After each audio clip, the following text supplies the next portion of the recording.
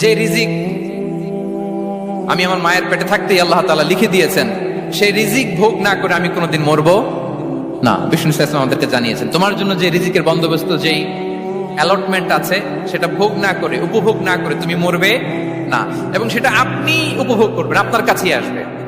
ধরুন আপনারা যে ফল আমেরিকাতে খান, এটা কি আমেরিকায় চাষ হয় ফল, নাকি কানাডা মেক্সিকো থেকে আসে?